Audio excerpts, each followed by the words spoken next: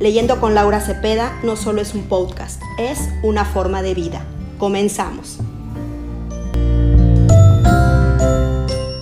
Hierba de la muela. Sirve para el dolor de muelas. Se muele con agua y se coloca en la muela. Se usa la raíz. Se recolecta en cualquier época del año, cuando hay luna llena. Hierba de manzanilla. Sirve para el riñón. Se toma como té o colocado como parche. Se recolecta en cualquier época del año, se usan las hojas y los tallos. Tojo del encino. Sirve para el catarro, se toma como agua o como té. Palo de gorillo. Sirve para la calentura por dentro, se toma como té y se recolecta todo el año. Cereque o sotol. Sirve para el susto, se pasa por la cabeza durante varios días, se recolecta durante todo el año. Rubuinori. Sirve para la fiebre, se coloca alrededor del cuerpo del enfermo, se usa la hoja de los árboles, se recolecta cuando la hoja esté blanca y se toma como té. Chucaca. Sirve para enfermedades venéreas, para grano, se toma como agua o té. Se usa toda la planta y se recolecta durante todo el año. Cetacape o brasilio. Sirve para la tiricia, se encuentra en el barranco, se toma como té. En baño sirve para teñir la lana de borrego. Se recolecta durante todo el año, se usa el tronco y también lo utilizan para bendecir la tierra. Omba. Sirve para dolor de cabeza, de pecho y de corazón. Se utiliza como lavados, se recolecta la raíz en septiembre. Gordolobo. Sirve para curar el dolor de estómago. Tonino o cola de mula. Sirve para la diarrea, se usa la raíz, se recolecta en septiembre, se toma como agua de tiempo o té. También se utiliza para paquetes y se coloca como plasma. Matarique. Se utiliza para reumas y para limpiar la vejiga. Se usa la raíz y se recolecta en septiembre. Santa Rosa y hierba de anís. Se utiliza para la diarrea, se usan las hojas, la flor y el tallo. Guasia o chirupate. Se usa la raíz para la gastritis y la sofocación. Se recolecta en septiembre y se encuentra en la sombra. Teposana. Sirve para grano, se usa la hoja para heridas, se coloca como parche. Flor de cerro o peine. Sirve para limpiar la vejiga, se usan las hojas, flor y tallo, se recolecta en el mes de septiembre. Hierba del pastor. Con aceite sirve como purga. Se case y se da en ayunas cada 10 días y se usa la flor, el tallo y las semillas. Anisillo. Se usa como té y sirve para la disentería. Se utilizan la flor, las hojas y el tallo. Se recolectan en el mes de septiembre. Cochana. Sirve para la úlcera, para golpes y enfermedades venéreas. Porchonera. Sirve para limpiar los riñones junto con la anita de piedra. Se recolecta la raíz en el mes de septiembre. Hierba de zorrillo. Sirve para empachos junto con la babisa. Se toma como té y se utilizan la flor, el tallo y las semillas. Se recolectan en el mes de septiembre. Pelo de elote o barba. Sirve para limpiar la vejiga junto con la manzanilla del campo. Se recolecta cuando se pizca. Orégano o napaca. Sirve para enfermedades del hígado. Se usan las hojas, flor y tallo. Se toma como té, se utiliza también para lavar heridas y se pone como parche. Coronia. Se usa la raíz y sirve para enfermedades de los pulmones, dolor de cuerpo, para TBP y várisis. Se recolecta en septiembre. Manzanilla del campo. Sirve para granos enterrados. Se usan las hojas, flor y tallo. Se machuca y se coloca como parche. Se recolecta en el mes de septiembre. Huipaca. Es un tipo de tabaco que cura muchas enfermedades y la consideran sagrada. Bacanare. Es un tipo de tabaco, es aromático y sirve para la tos, dolor de corazón, dolor de muelas y cura muchas enfermedades de los niños. La consideran sagrada. Domingo 22 de noviembre.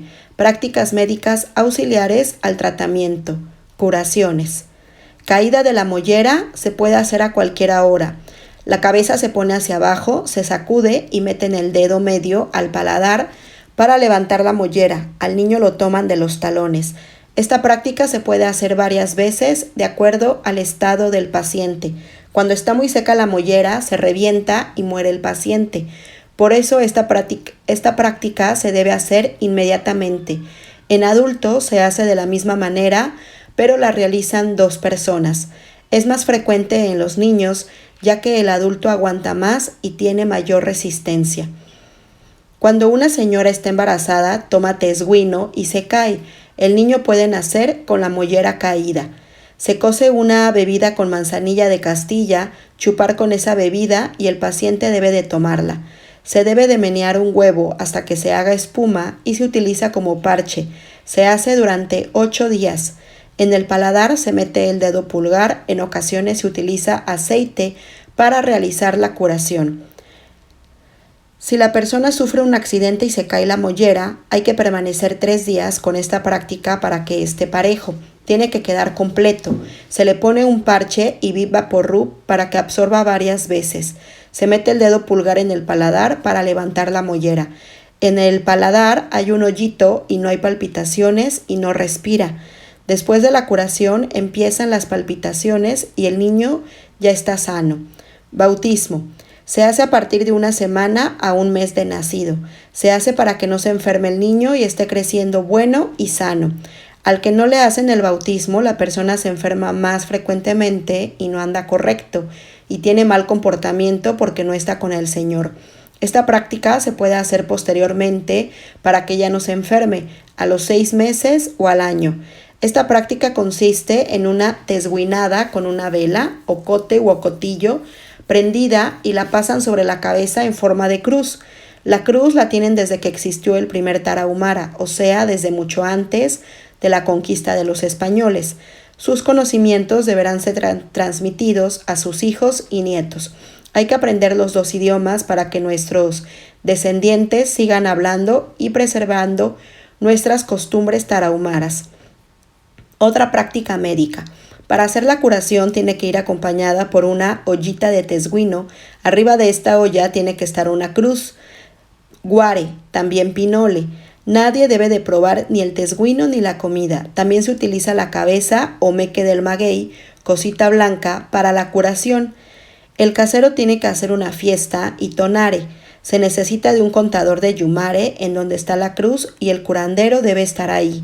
Baja Dios para devolverle su alma al enfermo y de esta forma curarlo. Si no se alivia o se enferma de otras enfermedades, entonces sí damos hierbas. Tiene que estar clamando a Dios y se van persinando cuando van llegando a la cruz. Si el enfermo se alivió, le dan las gracias al Señor, se toma el tesguino y se come la comida y va a cumplir con el Señor del curandero. Esta práctica se hace 3 veces en caso de que el enfermo sea hombre y 4 veces en el caso de mujeres. Otra práctica médica. Los espiritistas o curanderos realizan sus curaciones por medio de sueños y hacen un esfuerzo para saber por qué está ese enfermo así. Se puede hacer a cualquier hora. Hacen clamaciones a Dios para que les diga cómo curar al enfermo. Siempre se acuestan con un crucifijo. Los padres preguntan cómo va la curación y si lo está aliviando, le dan fuerzas. Ellos buscan al Señor espiritualmente. Buscan el alma del enfermo para protegerlo y le piden a Dios que le regresen el alma al enfermo. Y si Dios les dice que se va a morir el enfermo, se lo comunican a sus familiares.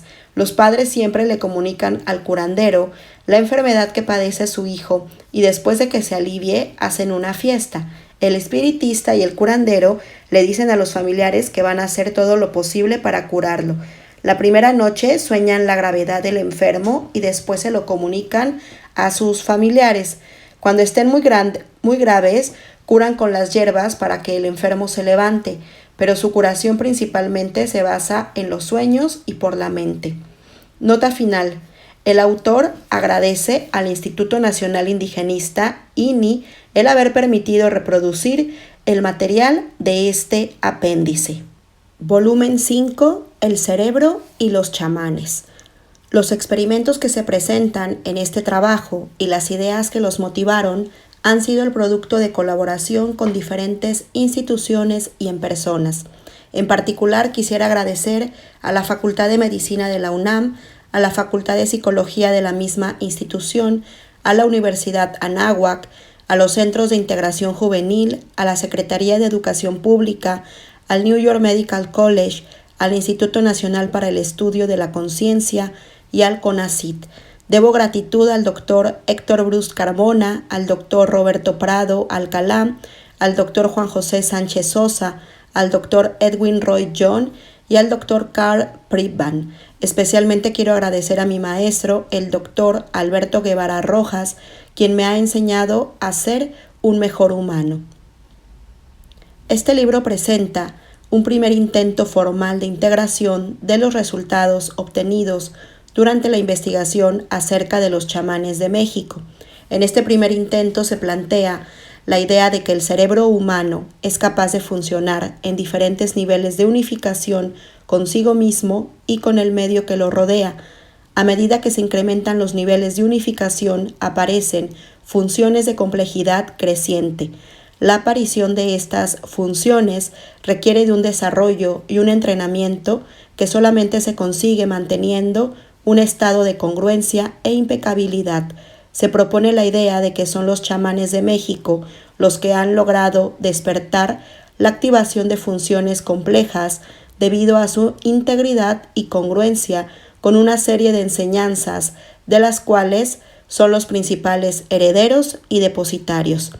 El libro está dividido en dos grandes secciones.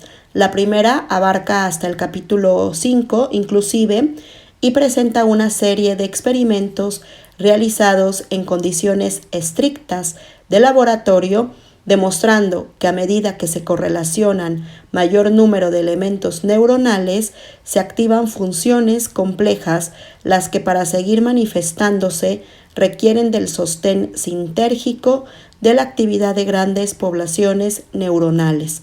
Además de otro, se hace un estudio de la función yoica y de la comunicación humana como ejemplos de funciones complejas dependientes de procesos de unificación de la actividad cerebral. Se menciona la existencia de la comunicación directa como principal ejemplo de función compleja, la que además caracteriza el funcionamiento de los chamanes auténticos. La segunda parte del libro, después de proponer la teoría sintérgica como un cuerpo conceptual, se integra en el mundo chamánico presentando manifestaciones de lo tratado en la primera parte, en la conducta y cosmovisión de los hombres de conocimiento. El lector que no esté interesado en los detalles de los experimentos que se incluyen en los primeros capítulos puede obviar su lectura sin que esto represente un obstáculo para entender el resto del libro. Para el lector interesado, la lectura de los pormenores experimentales enriquecerá su entendimiento de las postulaciones teóricas incluidas a lo largo del texto. Capítulo 1. Antecedentes. Todo registro de la actividad electrofisiológica del cerebro es el resultado de un conjunto de correlaciones entre la actividad de sus elementos neuronales. A su vez, la actividad de uno de estos elementos neuronales o aún los cambios de potencial de un axón también resultan de la correlación sinergista de la actividad de elementos más simples. Bastarán algunos ejemplos para ilustrar las consideraciones anteriores. Cuando con un microelectrodo se registran los cambios de la magnitud de un potencial de membrana, lo que realmente está detectando el instrumento de registro es la suma de millones de movimientos iónicos, es decir, el producto temporalmente correlacionado de multitud de procesos elementales. Cuando por otro lado, un macroelectrodo de dimensiones miles de veces superiores al de cualquier neurona es colocado sobre el cuerpo cabelludo para registrar la actividad electroencefalográfica humana, lo que registramos es el producto conjugado y de nuevo temporalmente correlacionado de una población neuronal gigantesca. Otro ejemplo de una actividad electrofisiológica que refleja la correlación del funcionamiento de un gran número de elementos son los potenciales provocados. Ya veremos más adelante cómo con ellos se puede demostrar, además de la ley de correlación, otra muy importante que podría ser enunciada de la siguiente forma. Toda actividad electrofisiológica se asocia con variables psicológicas cuya sutileza y complejidad aumentan conforme se incrementa la población neuronal y la cantidad de correlaciones entre los elementos neuronales que le dan origen. Así, por ejemplo, los componentes tardíos de los potenciales provocados que resultan de un número mayor de elementos neuronales correlacionados en el tiempo se asocian con procesos psicológicos más complejos que los primeros componentes de los mismos potenciales provocados. En las siguientes secciones de este capítulo presentaré alguna evidencia experimental que apoya lo anterior. Vale la pena recordar que un potencial provocado es una respuesta eléctrica del cerebro ante un estímulo. Potenciales provocados en el cerebro de animales durante el aprendizaje. Este estudio, cuyos detalles se encuentran incluidos en el apéndice 1, fue realizado con el objeto de estudiar las respuestas eléctricas del cerebro de gatos durante un proceso complejo de aprendizaje. Cuando se presenta un estímulo a un sujeto, su cerebro responde ante el mismo, desarrollando un potencial provocado, es decir, una respuesta eléctrica correlacionada a partir de grandes poblaciones de neuronas. Esta respuesta depende en su magnitud y morfología de las características físicas del estímulo y de la importancia que éste tenga para el animal. Así, un estímulo neutro, como una luz que se asocia con la presentación de comida, se convierte en un estímulo importante y significativo, y ante él, el cerebro del animal responde con potencial provocado de mayor magnitud que ante un estímulo no asociado. En este trabajo experimental, gatos fueron entrenados a responder en forma específica ante la presentación de luces y sonidos que se asociaron con comida. Al mismo tiempo que se entrenaba, la actividad eléctrica de sus cerebros fue registrada en diferentes localizaciones de los mismos. Los resultados del experimento demostraron que a medida que los animales aprendían a asignarle significado a los estímulos, la morfología de los potenciales provocados por ellos en diferentes zonas del cerebro se hacían similares entre sí. Estos resultados demuestran que ante un aprendizaje complejo, el cerebro tiende a unificarse, apoyando así la hipótesis que se presentó al principio.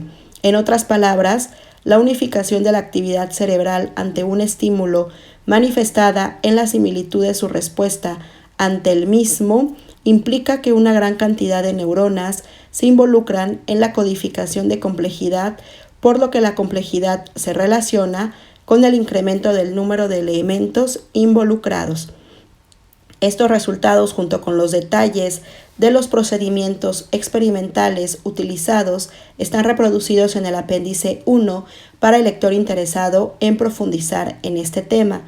El lector que no tenga interés en los detalles experimentales puede seguir la lectura del libro sin que esto represente problema alguno para su entendimiento de las ideas expresadas en él. Potenciales provocados y formación de conceptos. El estudio anterior muestra que en una situación compleja, la actividad cerebral incrementa su correlación manifiesta por un correspondiente incremento en la similitud de la morfología de los potenciales provocados. El experimento que presentaré a continuación demuestra indirectamente que existe una relación positiva entre la complejidad de una función y el número de elementos neuronales que intervienen en ella. La morfología utilizada en este estudio fue el registro de potenciales situaciones de distinta complejidad, la percepción geométrica de un estímulo y la asignación de significado conceptual ante el mismo, o las llamadas operaciones exógenas o endógenas del cerebro. Para comprender las implicaciones de este experimento, es conveniente recordar que los componentes de mayor latencia de los potenciales provocados implican, para su aparición, la activación de mayor número de sinapsis y por ende de más elementos neuronales que los de menos latencia. Introducción. Es una experiencia común y familiar el que un mismo objeto pueda ser percibido diferente dependiendo del humor, el estado de alerta y las experiencias pasadas. Esta es la manera en que el mundo externo es percibido por el cerebro y esto se logra cuando al menos un par de operaciones son ejecutadas por él. Primero, a través de una transformación, se construye una representación interna compleja pero fija del universo externo y de los objetos que forman parte de él. Segundo, es hecho un análisis de esta representación. Este análisis implica la comparación de la información de entrada con las memorias almacenadas y la extracción de significado a partir de la representación. El cerebro tiene una gran capacidad para cambiar sus propias representaciones, de manera que podemos pensar, sin caer en una exageración, que el mundo como lo percibimos es solo una descripción. Aún los psicólogos experimentales saben que un cambio de experiencia o disposición pueden tener efectos dramáticos sobre la manera en que un sujeto percibe los objetos que lo rodean. Quizá el mejor ejemplo de esta plasticidad sea el experimento hecho por Brauner y Mintur, en el cual se mostró que el mismo estímulo es identificado como 13 cuando el sujeto está esperando números y se vuelve B cuando esperas letras. Desde un punto de vista neurofisiológico, este hallazgo quiere decir que el cerebro tiene la capacidad de cambiar sus propias señales de entrada independientemente de las características físicas de los estímulos que las originan. ¿Dónde, cuándo y cómo ocurren estas operaciones cerebrales es aún materia de discusión entre neurofisiólogos contemporáneos? Algunos de ellos sostienen que los cambios son iniciados y hasta ejecutados en las primeras sinapsis de los sistemas aferentes. Otros, menos atrevidos pero más realistas, piensan que las operaciones se llevan a cabo en niveles más centrales. Desafortunadamente, una aproximación fenomenológica no puede iluminar y satisfacer a estos dos estudios, porque sus cerebros occidentales, capaces como son de cambiar sus señales de entrada, son completamente incapaces de sentir su propia actividad. Si no fuera por el desarrollo de técnicas electrofisiológicas, las cuales permiten que un observador externo registre y mida las señales específicas que son en sí mismas una manifestación más o menos directa de los procesos de codificación del cerebro, preguntas similares a las planteadas anteriormente permanecen sin contestación. En este sentido, la técnica de promediación de potenciales provocados ha resultado ser una herramienta excelente para la diferenciación de cambios sutiles en la codificación cerebral causados por diferencias en la configuración de los estímulos, la historia de aprendizaje de un sujeto y hasta futuras expectancias. Además de aprendizaje de un sujeto y hasta futuras. Además, se ha mostrado que algunos componentes de las morfologías de onda de los potenciales provocados representan operaciones relacionadas específicamente con los procesos de lectura de memoria, mientras que otros son manifestaciones de la activación de entrada de sistemas aferentes. Los procesos de lectura son, sin duda, operaciones necesarias relacionadas con la asignación de significado a un estímulo, de manera que cuando un mismo estímulo es percibido con un significado específico en cierta situación, pero completamente diferente en otra, puede esperarse que sean excitadas diferentes memorias y que estas lecturas de memoria pueden manifestarse como cambios en las morfologías de onda de los potenciales provocados. Si estos cambios pudieran ser detectados, podrían conocerse e identificarse las estructuras cerebrales relacionadas con la extracción y el análisis del significado. Además, sería posible saber el tiempo exacto en que se llevan a cabo los cambios y podría lograrse un mejor entendimiento de la secuencia de procesos cerebrales relacionados con el tiempo, necesarios para identificar y asignar significado a un estímulo. Método. Teniendo en cuenta las consideraciones anteriores, diseñamos un experimento en el que fueron registrados potenciales provocados de 8 sujetos humanos a los que se presentaba una línea vertical. En algunos casos fue interpretada como el número 1 y en otros como la letra I. Usando el sistema internacional 10-20 de colocación de electrodos, fueron colocados electrodos. Gras en localizaciones central, parietal, temporal y occipital, y en la derivación frontal anterior derecha, sensor de movimientos oculares.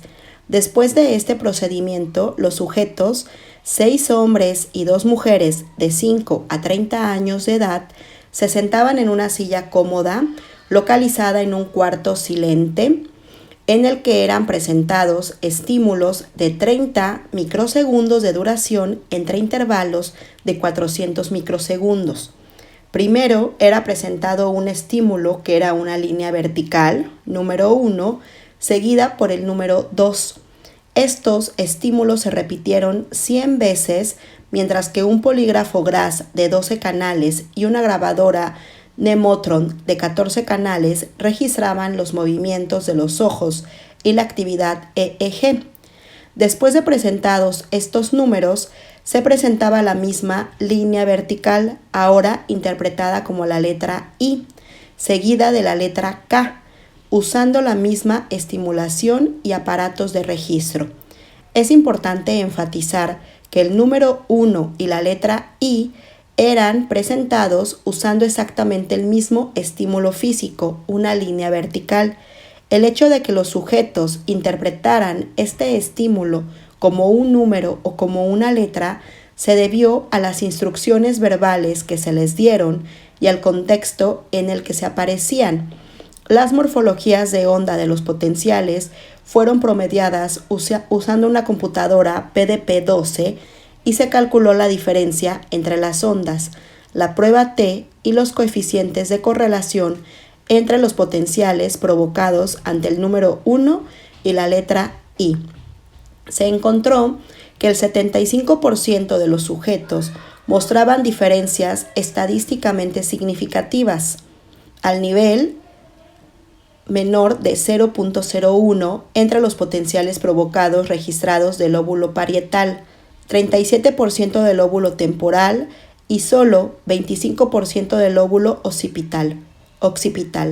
La diferencia más clara se encontró en el lóbulo parietal en los componentes localizados entre 108 y 298 microsegundos de latencias, la mayoría alrededor de 168 microsegundos de la morfología de onda de los potenciales provocados. Los coeficientes de correlación entre los potenciales provocados ante el número 1 y la letra I registrados entre las derivaciones PZ-T4 y 0,1 tuvieron un valor promedio de 0.52, 0, 0.43 y 0.83 respectivamente. Esto quiere decir que los lóbulos parietal y temporal son más sensibles a cambios en significado que el lóbulo occipital. Para descartar la posibilidad de que las diferencias hubieran sido por las interacciones entre las dos letras y los dos números, fue hecho un control en el que fueron presentados los números 1 y 0 y las letras I e O, usando en ambos casos los mismos estímulos físicos. En este control fueron obtenidos resultados similares. Además, no encontramos diferencias significativas relacionadas con la edad, sexo ni movimiento de los ojos. Resultados similares fueron obtenidos cuando un sujeto ensayaba subvocalmente cada estímulo. Si, como lo indican nuestros resultados, los lóbulos parietal y temporal están relacionados con el análisis del significado, puede esperarse entonces que si es extraído el mismo significado de dos estímulos físicos completamente diferentes, por ejemplo una aversal y una aversalita, no surjan diferencias en las morfologías de dos de los potenciales provocados en estas mismas localizaciones de la corteza cerebral. Usando el mismo diseño experimental, fueron presentadas las letras aversal y aversalita y la eversal y eversalita en los mismos sujetos. Cuando se hizo la comparación entre los potenciales provocados por las mismas en significado pero diferentes en tamaño letras, se encontró que el 85% de los sujetos mostraba una diferencia estadísticamente significativa de mayor de menor a 0.001 en el lóbulo occipital, mientras que solo 12% mostraron diferencias en el lóbulo parietal y en las localizaciones temporal y central. El hecho de que en casi el 90% de los sujetos no fueran encontradas diferencias en las localizaciones parietal y temporal es muy dramático si tomamos en consideración que los estímulos grandes eran por lo menos lo doble en tamaño de los pequeños, de manera que era obtenida una activación retiniana completamente diferente a partir de ellos. En contraste con este resultado, casi todos los sujetos mostraron diferencias significativas entre los potenciales provocados por las diferentes letras, pero del mismo tamaño. Estos resultados muestran que las operaciones cerebrales necesarias relacionadas con la asignación de significado a un estímulo son llevadas a cabo en los lóbulos parietal y temporal, mientras que el análisis de las características físicas de ellos es hecho en los lóbulos occipitales. Además, las operaciones de significado ocurren entre los 100 y los 300 microsegundos después de la presentación de un estímulo, aunque usando una metodología muy diferente. En un trabajo parecido fueron obtenidos resultados similares en el lóbulo frontal. Este trabajo y el nuestro muestran que las estructuras que llevan a cabo operaciones de significado están distribuidas en un sistema muy grande del que forman parte los lóbulos parietal, temporal y frontal. Algunas consideraciones teóricas son aquí pertinentes. Supongamos que la percepción visual de un objeto toma lugar cuando son ejecutadas dos operaciones cerebrales diferentes. Primero, la transformación de una energía de tipo electromagnético, la luz, a una electrofisiológica, y segundo, un análisis de esta transformación. El sistema que está relacionado con la transformación construye una representación del mundo externo que es muy complicada y sofisticada, pero aún así es solo una descripción de él. Supongamos también que esta representación se manifiesta en algunos de los componentes de los potenciales provocados, que podemos llamar componentes exógenos. Además, también podremos pensar que una región anatómica definida y localizada está directamente relacionada con la construcción de esta representación. Nuestros resultados indican que ciertamente la región arriba postulada es la corteza occipital, porque muestran que la actividad electrofisiológica de esta cambia al cambiar los estímulos externos. Ahora supongamos que algunas operaciones son hechas con esta representación y que están relacionadas con el análisis y la comparación entre los procesos exógenos y los sistemas de almacenamiento de memoria, de manera que puede ser extraído un significado de la información. Llamemos a estas operaciones proceso endógeno y a los potenciales provocados, que son una manifestación de él, componentes endógenos. Si procedemos con la misma lógica de antes, podemos pensar que una región anatómica diferente está comprometida con estos procesos. Una región que es más inespecífica, asociativa y polisensorial, pero que al mismo tiempo tiene acceso a la representación exógena, la de los lóbulos parietal y temporal. Si esto es cierto, podemos esperar que los potenciales provocados registrados de esta región no cambien cuando es hecho un cambio en el análisis de la representación. En otras palabras, cuando es extraída información acerca de la información, es decir, cuando ocurre un cambio en el significado, que este es el caso, está completamente demostrado por el experimento antes descrito. En conclusión, los hallazgos aquí discutidos muestran que existen dos sistemas diferentes en el cerebro. Uno de ellos, el occipital, está relacionado con la construcción del mundo externo. Es específico en su actividad y cambia con los cambios correspondientes a las características físicas de los estímulos. El otro sistema, parieto-temporal, hace un análisis de la representación y extrae un significado de ella. Su actividad cambia en términos de las experiencias pasadas y de futuras expectancias. También es independiente en sus cambios de las variaciones en las características físicas de los estímulos externos, pero depende del proceso que construye una abstracción a partir de una imagen percepto. Por último, el sistema encargado de las características físicas de los estímulos funciona con una latencia y presumiblemente utilizando un menor número de elementos neuronales que el sistema encargado de la asignación de significados, el cual es mucho más complejo y sutil que el primero. Conclusiones. Sabemos que las características físicas de un objeto visual son decodificadas con una latencia promedio de 50 microsegundos. A partir de la activación retiniana, este lapso de tiempo coincide con la latencia de los componentes tardíos o secundarios de los potenciales provocados.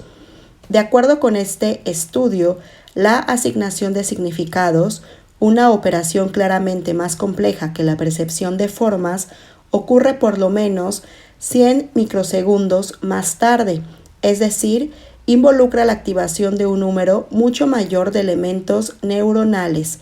Este resultado experimental está de acuerdo con la hipótesis presentada en el primer capítulo de este libro, a saber, toda actividad electrofisiológica se asocia con variables psicológicas, cuya sutileza y complejidad aumentan y conforme se incrementa la población neuronal y la cantidad de correlaciones entre los elementos neuronales que le dan origen.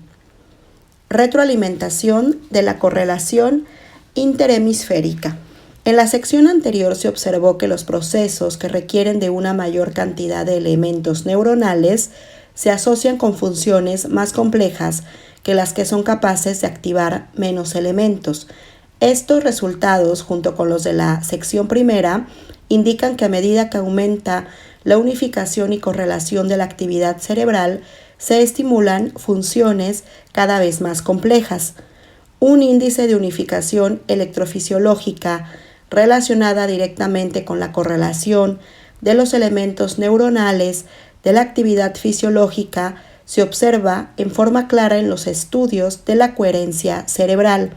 Una medida de coherencia es una medida de similitud entre patrones electrofisiológicos registrados en diferentes porciones del sistema nervioso.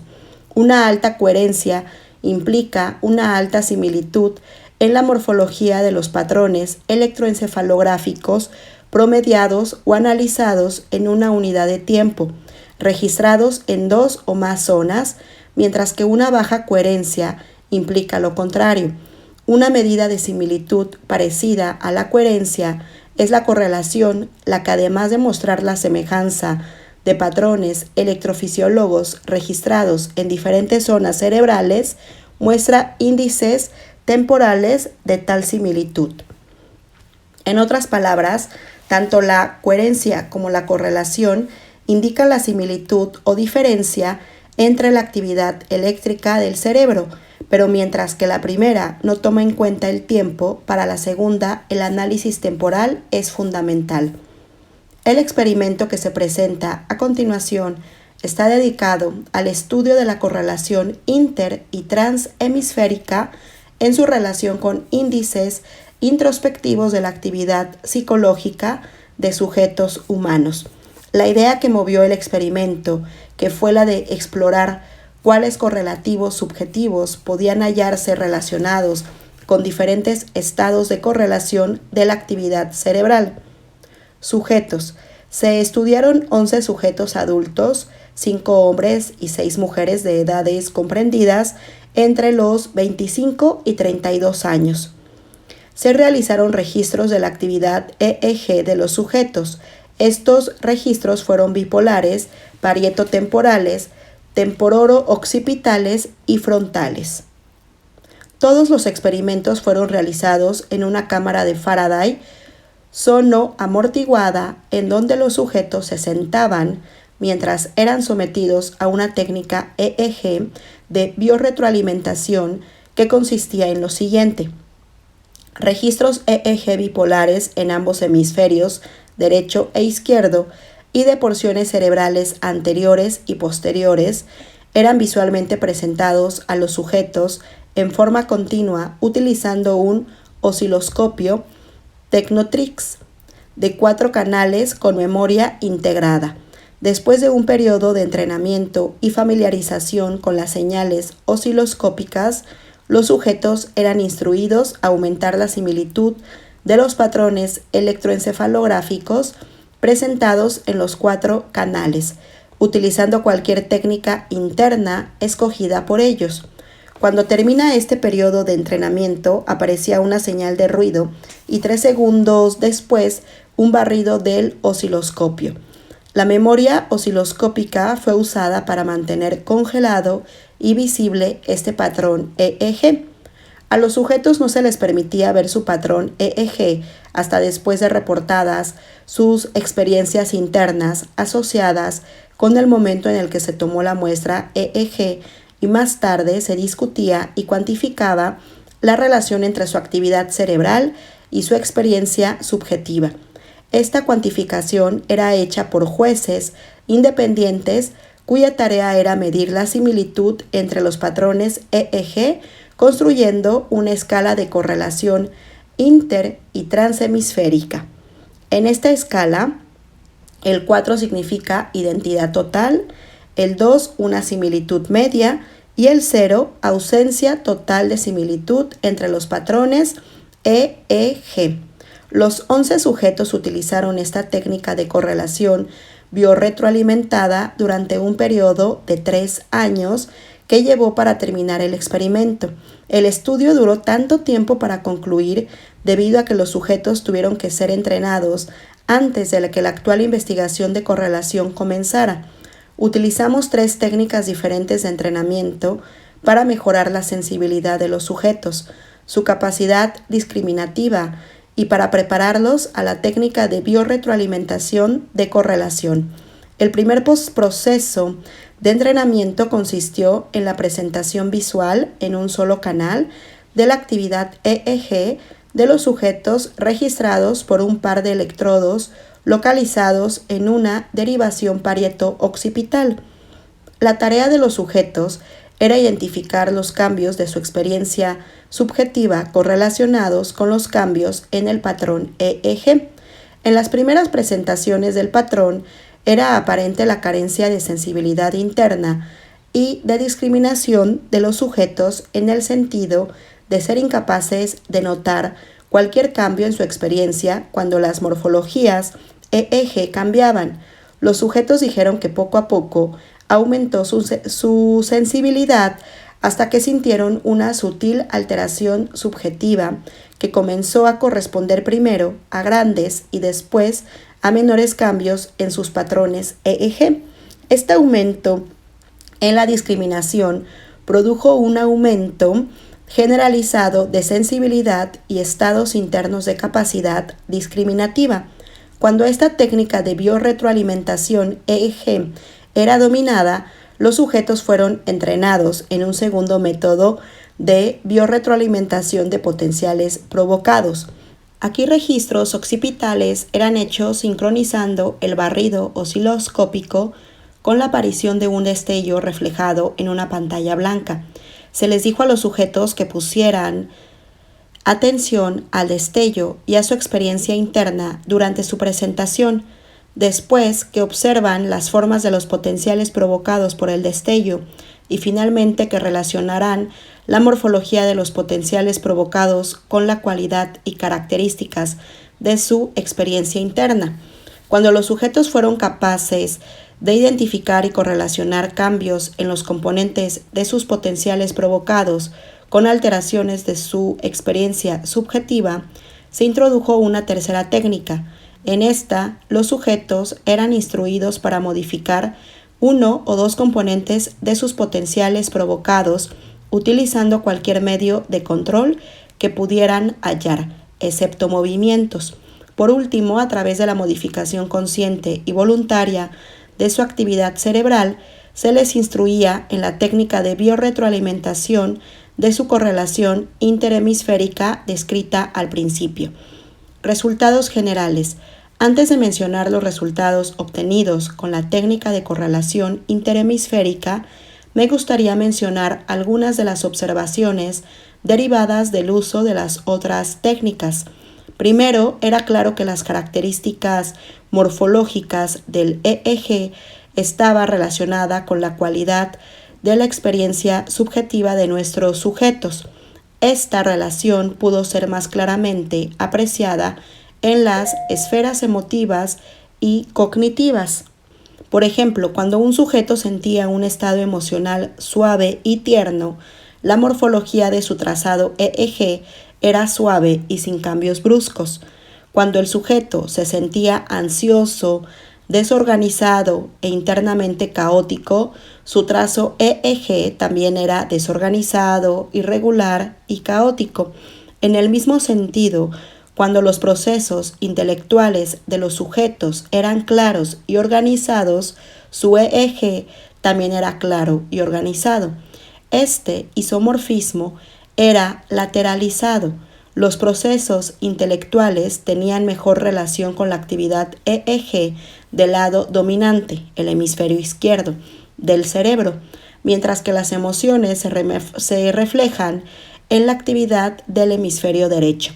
Después de trabajar algunos meses con esta técnica, algunos sujetos reportaron ser capaces de diferenciar su hemisferio izquierdo del derecho en su experiencia interna y algunas veces tuvieron la impresión de estar en un lugar de unidad, desde el cual era posible la observación de su actividad cerebral como si fueran testigos externos de ella.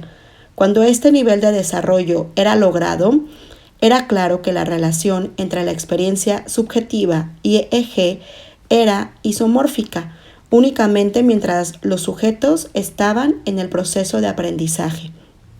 Cuando terminaba el proceso y eran capaces de controlar con maestría su actividad cerebral, aparecía una especie de independencia entre experiencia y actividad cerebral. Esta independencia no carecía de sensibilidad como cuando los sujetos fueron sometidos por primera vez a la técnica. Las reacciones de nuestros sujetos, cuando fueron capaces de reconocer cómo sus estados emocionales e intelectuales coincidían y estaban relacionados con las características de su actividad EEG, eran deliciosas de compartir y observar, constituyeron un incentivo motivacional muy poderoso para ambos los sujetos y el autor del experimento. Durante la aplicación de la técnica de biorretroalimentación de potenciales provocados, los sujetos reportaron diferentes experiencias relacionadas con la aparición y modificación de la morfología de sus potenciales. Desafortunadamente, las observaciones eran tan variables en su naturaleza que nada puede decirse acerca de ellas, excepto una tendencia general de sentir una sensación de desintegración del sentido de límites y diferencia según los sujetos se fueron acercando a los primeros componentes de la morfología de sus potenciales provocados. En cambio, esta tendencia se invertía cuando los sujetos focalizaban su atención en los componentes de mayor latencia de sus potenciales provocados. En este caso, los sujetos reportaban experiencias asociadas con procesos conceptuales complejos y, en general, sus vivencias corresponden a estados de mayor integración yoica. Resultados de la correlación. Se tomaron un total de 654 muestras de EEG en los cuales se logró correlacionar la actividad cerebral con reportes verbales acerca de los estados subjetivos. El análisis de estas correlaciones que se presentarán a continuación fue realizado de la siguiente forma. Se dividieron los índices de correlación inter- y transhemisférica en 5 categorías: 0, nula correlación; 1, baja correlación; 2, media correlación; 3, alta correlación; 4, máxima correlación. Para cada categoría se revisaron los protocolos en los cuales se anotaron los reportes verbales. Los reportes verbales se dividieron en 5 categorías de la siguiente forma. 0, reportes de dispersión, desequilibrio y ansiedad. 1, ansiedad disminuida. 2, relativa calma y sensación de integración. 3, calma, equilibrio y contacto con el yo. 4, total equilibrio e integración yoica.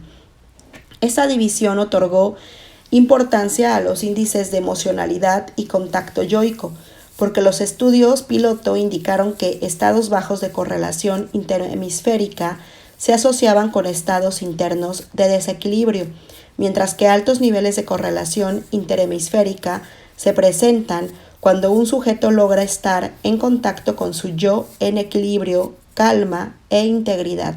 Por ello, y con el objeto de comprobar si las observaciones piloto eran correctas, se incorporó este eje de interacción-dispersión a la cuantificación.